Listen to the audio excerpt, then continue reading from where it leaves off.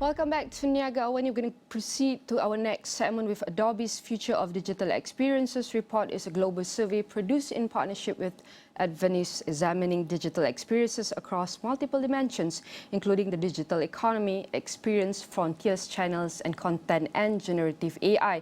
The global survey of 13,000 consumers and 4,250 marketing and customer experience professionals, including Malaysians, outlines the broad impact of breakthrough technologies and consumers and businesses, highlighting new frontiers for living, working, and shopping online. And to discuss further, we have ready on the line is Simon Dale, Managing Director of Adobe C and Korea. I want to say thank you very much, Simon, for joining us. How are you? I'm good, Nina. Thank you. Good morning. Thank you for having me.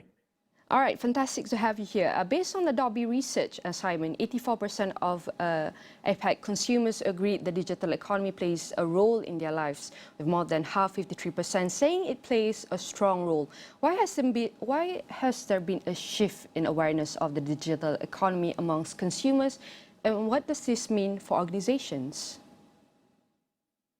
Well, I think it's a maturing market position for most people that they find that the digital way of engaging with products and services is convenient. The majority of our survey respondents just like the fact that they can quickly get access to what they want to on digital channels from brands, from companies, from governments. And then there's also an ever-increasing number of people, about 20%, using this as a way to express themselves, to be more creative, using those channels to produce their own content. And then, of course, there's another group of people who really see it as a way of getting connected with everybody and being part of their community. You know, it was that the original social channels were more global, but now there's many, many more local environments where people can use this as a community platform as well. All right, we must acknowledge that the digital economy is changing the expectation of for customer experience as well, despite worsening economic environments. In fact, almost three-quarters, 72% of Malaysian consumers say their expectations are heightened by a worsening economic climate compared to 61% in APAC. How does this shift affect the strategies that businesses need to have moving forward? Well, I think if you look at what businesses are been doing is they've been getting onto digital, and they've been working out what that means for them over the past few years. Most businesses now are starting to understand much more about what the power of engaging digitally is and how you can build a better relationship with your customer.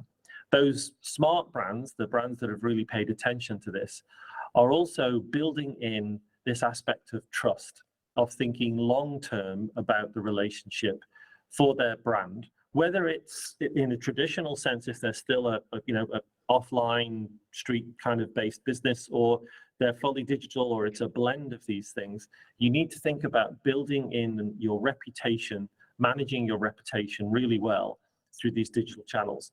And this is where we see businesses now starting to take it seriously, because customers have ever increasing demands and expectations that the digital experience is going to be better, because this technology is improving and there's many more great experiences in the digital world for them to consume. And so brands are now having to catch up with that and really think more about that long-term relationship with their customers. Based on Adobe Future of Digital Experiences report, what are the digital experiences Malaysian customers want to see in 2023 and beyond? And are Malaysian brands on track to meeting this customer experience expectation from consumers? How can they stay ahead of the curve? Yeah, so as I said, taking care of your brand and really curating that customer experience digitally is super important. And we are seeing Malaysian brands take this seriously. For example, the Genting Group, during the pandemic, took the opportunity to rebuild and reinvent its digital channels.